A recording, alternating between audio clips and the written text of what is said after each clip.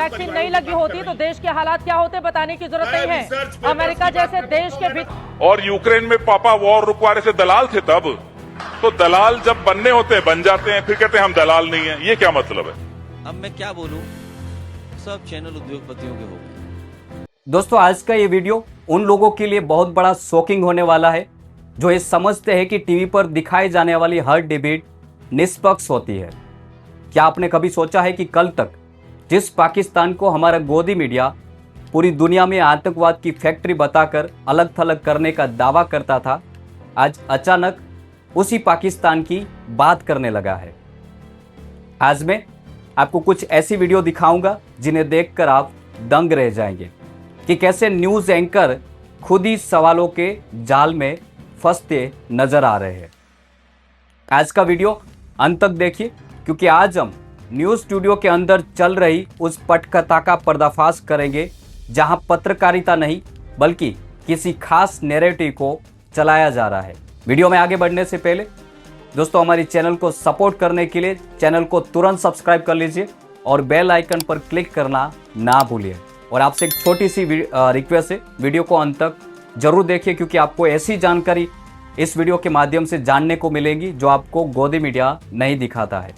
दोस्तों, जरा इस वीडियो को ध्यान से देखिए। सोशल मीडिया पर बिजली की तरह वायरल हो रहा है। इस वीडियो में पवन खेड़ा नजर आ रहे हैं। कांग्रेस नेता पवन खेड़ा ने एक न्यूज एंकर ने उन तर्कों की धज्जियां उड़ा दी जो गले से नहीं उतरने वाला। दोस्तों, इस वीडियो में जो आपको दिखाई दे रहा है उसमें मामला ये था, ईरान और अमेरिका के बीच तनाव कम करने के लिए पाकिस्तान की कथित मध्यस्थता यानी कि मीडिएटर को लेकर चर्चा हो रही थी पवन खेड़ा और उस न्यूज एंकर के बीच। एंकर ने बड़े ही आत्मविश्वास से तर्क दिया कि पाकिस्तान का ईरान के साथ लंबा इतिहास है, इसलिए अगर वह मध्यस्थ यानी कि मीडिएटर है तो इसमें बुराई क्या है। No, but Pakistan has a long history with Iran. We have a longer history with Iran, civilizational history with Iran. What are you talking? ये सवाल पवन खेड़ा से न्यूज एंकर पूछती है। सोचिए दोस्तों जरा, क्या ये वही मीडिया है जो 24 घंटे पाकिस्तान को कोसता रहता है? पवन खेड़ा ने इस पर जो करारा जवाब दिया वो हर भारतीय के लिए स्वाभिमान को झकझोर करने वाला था। दोस्तों, पवन खेड़ा ने साहब कहा है कि भारत का ईरान के साथ हजारों साल पुराना सांस्कृतिक और व्यापारिक रिश्ता है। What are you talking about? And the external affairs What are you minister, talking about? And the external affairs minister yesterday has said we. तो फिर सवाल यह है कि इस कूटनीति के रेस में भारत पीछे क्यों है? ये जवाब पवन खेड़ा ने दिया। क्या हमारे न्यूज चैनल पर सरकार से सवाल पूछने के बजाय पाकिस्तान को लेकर चर्चा हो रही है? आगे दोस्तों, जो पवन खेड़ा ने कहा यह सुनकर न्यूज एंकर की बोलती बंद हो गई। आगे एंकर ने विदेश मंत्री के पुराने बयान का सहारा लेकर बताया कि हम दलाल नहीं है, यह न्यूज एंकर ने कहा। इस पर पवन खेड़ा ने जो जवाब दिया यह सुनकर एंकर की बोलती बंद हो गई। आगे आप खुद देख लीजिए पवन खेड़ा ने कितना करारा जवाब न्यूज एंकर को दिया। एक विपक्ष का एक जिम्मेदारी थी जवाब देना, उसी तरीके से पवन खेड़ा ने न्यूज एंकर को जवाब दिया। देखिए इस वीडियो को। We not. But why should we? Why should we Is not? it our war? Because is it Pakistan's war?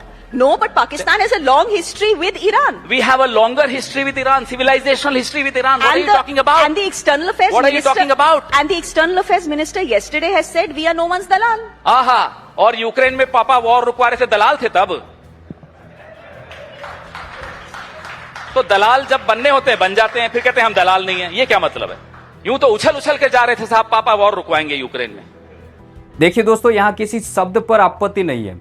आपत्ति इस बात की है कि जब सरकार को क्रेडिट देने की बारी आती है तो इसे ऐतिहासिक उपलब्धि बताया जाता है, लेकिन जब दूसरा मुल्क बाजी मार लेता है तो हमारा मीडिया उसे जायज ठहराने के लिए अजीबोगरीब कुतर्क करने लगता है।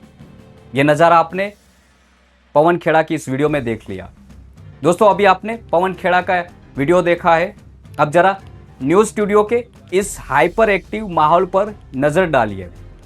वरिष्ठ पत्रकार चित्रा त्रिपाठी, जिसे आप जानते ही होंगे, किस तरह से सत्ता का बचाव करने के लिए खुद बीजेपी की प्रवक्ता बन जाती है। वरिष्ठ पत्रकार चित्रा त्रिपाठी अपने डिबेट में एक्सपर्ट को बुलाती तो है दोस्तों, लेकिन इस वीडियो को देखकर ऐसा लगता है कि शायद वे उनकी राय सुनने के बजाय उन्हें चुप कराने के लिए अपनी डिबेट में बुलाती है। को मैं जानती हूँ जिनके परिवार के बच्चों का निधन हुआ कोरोना के दौरान और उन लोगों की ओर से कहा गया। इस पूरी डिबेट में मामला था वैक्सीन के साइड इफेक्ट्स को लेकर। एक ऐसा वैज्ञानिक और संवेदनशील मुद्दा था जिसे देश के करोड़ों लोगों की सेहत से जुड़ा था, लेकिन जैसे ही एक एक्सपर्ट ने तथ्यों के साथ सरकार की नीतियों की परतों को खोलना शुरू किया तो एंकर महोदय खुद ही बचाव पक्ष की भूमिका में उतर गई। जरा इस वीडियो को देखिए ध्यान से, फिर हम आपको आगे बताते हैं। हुआ है और वैक्सीन बहुत इफेक्टिव नहीं थी, वैक्सीन ने बहुत नुकसान किया लोगों को। रत्नाकर त्रिपाठी जी, मैं ऐसे तमाम परिवारों को जानती हूँ। नहीं, मेरी बात सुन लीजिए आप। वैक्सीन पर अगर आप जाएंगे तो सुनिए मेरी बात। रत्नाकर त्रिपाठी जी, ऐसे बहुत सारे परिवारों को मैं जानती हूँ जिनके परिवार के बच्चों का निधन हुआ कोरोना के दौरान और उन लोगों की ओर से कहा गया कि अगर कोरोना वैक्सीन समय पर उनको मिल जाती है, जो भी उपलब्धता होती, तो शायद उनके बच्चे जिंदा होते। अब हम लोग जनता है वैक्सीन लगाने के बाद, तो फिर उसके बाद बड़ी बड़ी बातें हम वैक्सीन को लेकर करते हैं। रत्नाकर त्रिपाठी जी, आपने भी वैक्सीन लगाई है, हमने भी वैक्सीन लगाई है, अभी वैक्सीन की बात ही नहीं हो रही है ना रत्नाकर त्रिपाठी जी। और अगर उस देश में वैक्सीन नहीं लगी होती तो देश के हालात क्या होते बताने की जरूरत नहीं है। अमेरिका जैसे देश के भीतर रिसर्च पेपर की मैं भी बात कर रही हूँ। रिसर्च पेपर क्या मेरे आंखों के सामने की बात है। कोरोना पे नहीं जाते, महायुद्ध पर रहते हैं, महायुद्ध पर रहते हैं रत्नाकर जी, महायुद्ध पर रहते हैं रत्नाकर त्रिपाठी जी, महायुद्ध पर रहते हैं। अभी कोरोना पर बात नहीं हो रही है ना। वैक्सीन लगाकर आप भी जिंदा है, वैक्सीन लगाकर मैं भी जिंदा हूँ, तो वैक्सीन पर मत जाइए। और वैक्सीन बीजेपी के ऑफिस से नहीं बनी। दोस्तों, हैरानी की बात तो यह है कि जब एक्सपर्ट ने डेटा और रिसर्च की बात की तो एंकर महोदय उन पर भड़क गई, जैसा आपने वीडियो में देखा। सोशल मीडिया पर लोग पूछ रहे हैं कि क्या न्यूज एंकर का काम जब अब विज्ञापन और तथ्यों को चुनौती देना रह गया है, या फिर न्यूज रूम अब केवल इन्हीं आवाजों को जगह देता है जो सत्ता की हाँ में हाँ मिलाता है। चित्रा त्रिपाठी के इस रिएक्शन पर आपका क्या कहना है, हमें लास्ट में कमेंट करके जरूर बताइए। दोस्तों, अगर न्यूज स्टूडियो में जनता के स्वास्थ्य से जुड़े मुद्दों पर निष्पक्ष चर्चा नहीं होने लगी तो आम नागरिक किस पर भरोसा करे, यह भी सबसे बड़ा सवाल उठने लगा है। क्या पत्रकारिता का धर्म सवाल पूछना है या एक्सपर्ट के मुंह बंद करना है? न्यूज चैनलों की इसी गिरती साख और कथित चाटुकारिता पर समाजवादी पार्टी के प्रमुख अखिलेश यादव ने जो प्रहार किया उसने तो इंटरनेट पर तहलका मचा दिया है। ये वीडियो भी देखना आपके लिए बेहद जरूरी है कि किस तरह से अखिलेश यादव ने उस महिला न्यूज एंकर को जवाब दिया। इस वीडियो में देखिए, जब एक महिला पत्रकार ने अपने संस्था की 200 साल पुरानी विरासत का गुणगान किया तो अखिलेश जी ने बड़ी ही बेपाकी से उनकी बोलती बंद कर दी। उन्होंने साफ शब्दों में कहा कि आज का मीडिया उद्योगपति के इशारों पर नाच रहा है। उन्होंने पत्रकार महोदय को यहां तक कह दिया कि मैंने बहुत करीब से देखा है, बात वहां तक न जाए। जिस दिन चैनल टीवी हमारे हो जाएंगे उस दिन लॉ एंड ऑर्डर बेहतर हो जाएगा। आप बताइए, देश के प्रधानमंत्री जी के यहाँ हत्या हो गई क्षेत्र में, आपने कितना दिखाया टीवी पर? मुख्यमंत्री जी के क्षेत्र में हत्या हुई है, माँ बेटी क्या कह रही है, राज्यसभा एमपी क्या कह रहे हैं? आप राज्यसभा एमपी का स्टेटमेंट चलाइए। आप नहीं चलाएंगे? आपकी सारी शिकायतें टीवी चैनल से हैं। देखिए, अब मैं क्या बोलूं, सब चैनल उद्योगपतियों के हो गए।